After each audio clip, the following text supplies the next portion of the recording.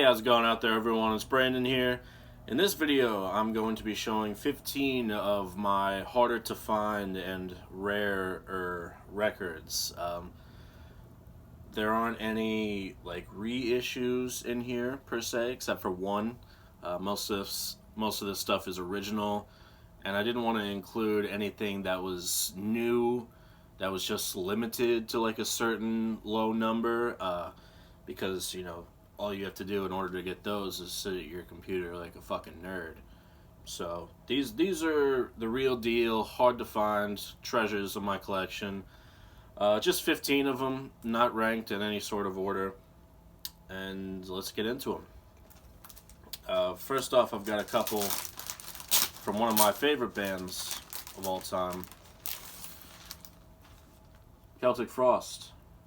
This is the Emperor's Return EP.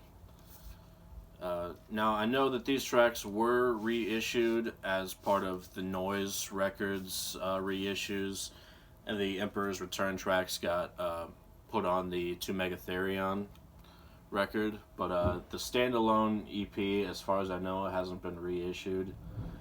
As you can see, this is the Metal Blade pressing from 1985, the US version. And this one was hard to find, and I'm really glad that I have it, because some of these tracks are my favorites that Celtic Frost has done. You have Circle of the Tyrants, obviously, Morbid Tales, Dethroned Emperor. So, a lot of good shit on here. Crucial EP. And I have all of these in protective sleeves, just because they're rare and I want to take care of them. I don't have my entire collection in sleeves. Some people do. I don't. This one, the much maligned Celtic Frost Cold Lake, still in the shrink wrap. Another original pressing. Noise Records. There you have it.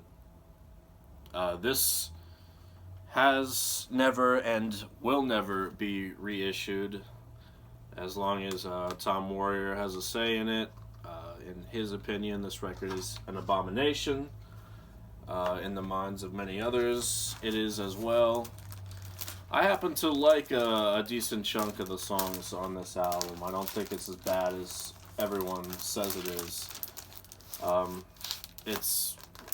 It might be bad for a Celtic Frost record, but if you just want to put on a good old heavy metal / hair metal / glam metal record, it's really not that bad. Here we've got Carnivore, Retaliation, still in the shrink. Got a little rip there, but this record has been reissued, although with a different cover. So I'm glad to have an original with the original artwork. Road Racer Records here. Some of these records do still have the original insert in them. Some of them don't. To me, that's not really a deal breaker. Like, I'm not gonna not buy it because it doesn't have the original insert. Although it is a bonus when it is included. And then the self-titled Carnivore record, still in the shrink wrap, still with the hype sticker. That was huge to get that. Very rare that you can find one still in the shrink with the hype sticker. I like this record more than Retaliation. It's just nastier. Another Road Racer copy. Those two records were an absolute must for me. Had to have them in my collection. I'm a huge Typo Negative and Carnivore fan. Everything that Peter Steele did is gold. So, very, very glad to have those. I'm not going to talk about how much I spent on these, because it's irrelevant. But for the most part, I didn't spend, a lot. Like, I didn't spend Discogs max prices on these. Here we have Destruction, Release from Agony. This one, for example, I got at Armageddon Records in Cambridge, Massachusetts, when I was on tour back in January. And this is the white label promotional copy. Rock Hotel Records. There's the white label on the record itself. And then on the back here, you have loaned for promotional use only. Not for sale, although these promotional records do eventually get sold. And these promotional records get sent out, or at least back in the day, they got sent out to radio stations or distros or other labels for, usually for radio play, or if you wanted to listen to them, because there was no such thing as like email or Bandcamp. If you wanted someone to listen to a record, you had to send them a physical copy. Things have changed, certainly.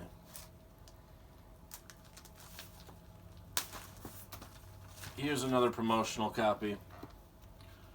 Suicidal Tendencies, Join the Army. My favorite ST record. I'm not sure how well you're going to be able to see that, but there's that gold stamp again, down at the bottom, letting you know that it is for promotional use only. Came with the inner sleeve. This one's a bit dusty. Need to clean this one. Yikes. That's a little embarrassing. Obviously haven't played this one in a while.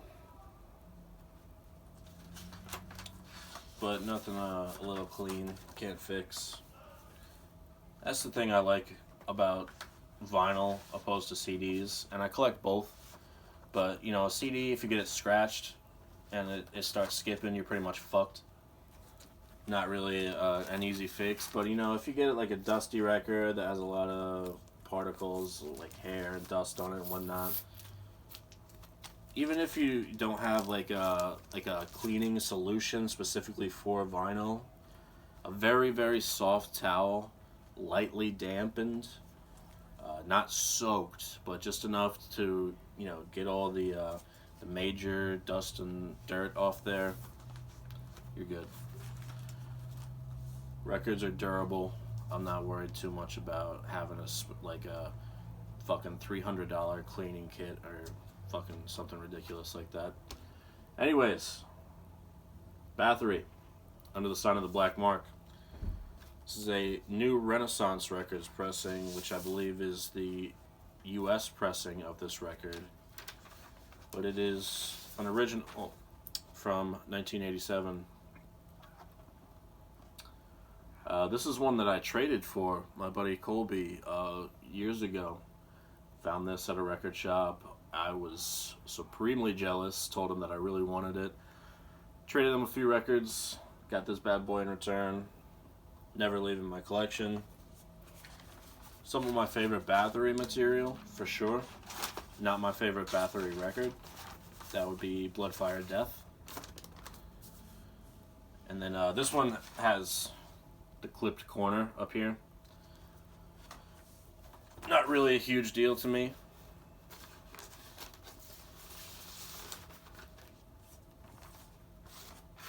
Alright.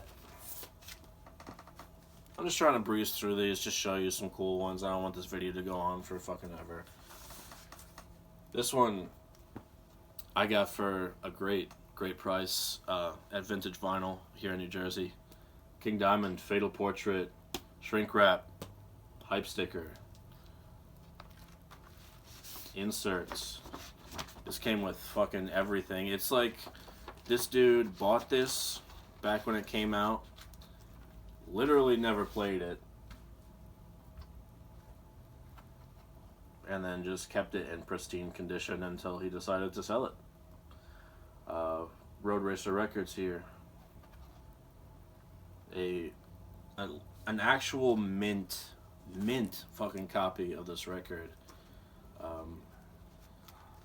This one I'm even hesitant to play. I have a reissue of this record that I play instead of this one, just because this thing is in such amazing condition. I don't want to fuck it up. Famous Monsters just got reissued. I have the original picture disc of that, which was hard to find. That one took me a while to hunt down. This one has not been reissued. I hope it does get reissued soon. But American Psycho by the Michael Graves era Misfits. This one I got at Double Decker Records in Allentown, Pennsylvania, where I used to live. And it is in perfect condition. You really don't ever see this record sitting around anywhere. The vinyl version has the bonus track Dead King's Rise, which I initially heard on Cuts from the Crypt, but I love that fucking song. I'm glad it's on this. And I really do love the Michael Graves era Misfits. Granted, I do like the Danzig's material more, but there's nothing wrong with the Michael Graves stuff. It's super catchy. A lot of their, really good songs came in that era. Ripping Corpse, Dreaming with the Dead. Under One Flag pressing. This is the only time this record's ever been pressed on vinyl. It's a goddamn shame. This is one of the best death metal records to come out of New Jersey. One of my favorite death metal records, period. If you've never heard Ripping Corpse, this is really the only, besides like the demo stuff, which is even harder to find. But you're going to want to listen to Dreaming with the Dead. Here,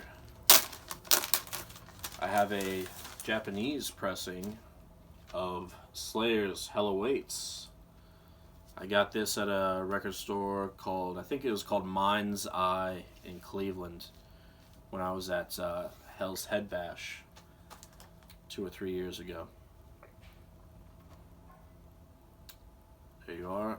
It did not come with the OBI strip,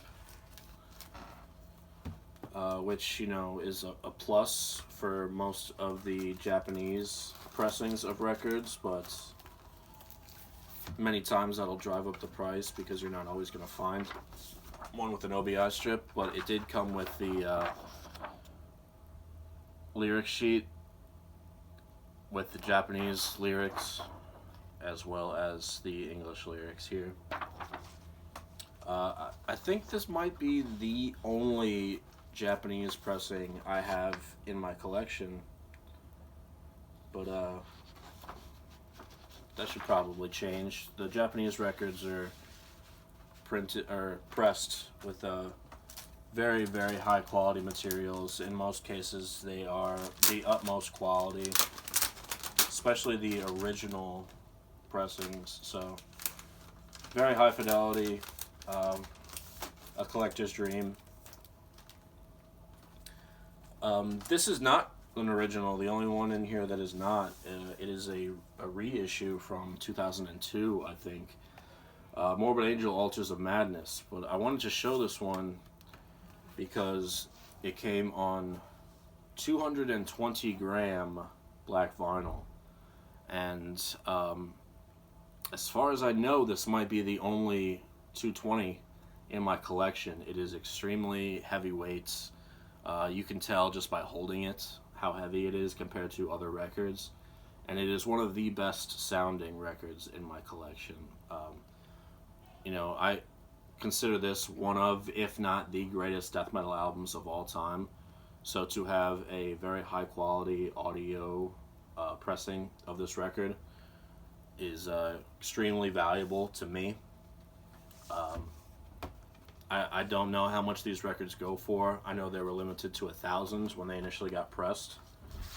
But I wouldn't be surprised if they sold for a lot, even though that this record has been reissued. a bunch of times since then. Here we have an original of Incubus, Beyond the Unknown. This is important because this band, for obvious reasons, was forced to change their name to Opprobrium. So only the original copies have their original name, Incubus, on it. Nuclear Blast Records. I love the name Incubus for a death metal band. I think it's fucking sick. I think it's stupid that they had to change their fucking name. And I had to hunt this one down for a long ass time. I think Relapse reissued Serpent's Temptation under the Opprobrium title. I don't think they reissued Beyond the Unknown, and I prefer Beyond the Unknown to Serpent's Temptation. So that was a great get for me. And then here we have Cannibal Corpse with Worm Infested. I'm a completionist when it comes to Cannibal Corpse. I've got to have fucking everything that gets put out. And this is the only time that this record has ever been pressed onto vinyl in this picture disc. Gnarly. It's just an EP. It's got some cover songs on it. But, like I said before, I've got to have all the Cannibal stuff. So this one I had to hunt down. It's not easy to find. It was not inexpensive. It wasn't, incredibly expensive, but it wasn't cheap. And then the last one that I'm going to show to you. Kind of a Grail Death, Scream Bloody Gore. You all know about Death. I don't need to tell you anything about that. But this is an original Combat Records pressing from 1987. I think this came out. I should know that. And I had to show. I have a few Combat pressings in my collection, but I had to show at least one because of those badass center labels, camouflage with the Combat logo. Absolutely classic. I like that they're being recreated in some ways. There's the original insert as well. So that's it. That's all these records that I have to show. I have others in my collection that I'm sure might be more rare or harder to find. Definitely ones that are more limited, but who cares? I just wanted to show, some really great records that are, kind of the jewels of my collection. I take great pride in owning those, and they'll never leave my collection. So, as always, thank you for tuning in to my channel, watching these videos, liking, subscribing, and all that cool stuff. So, until the next time, take care.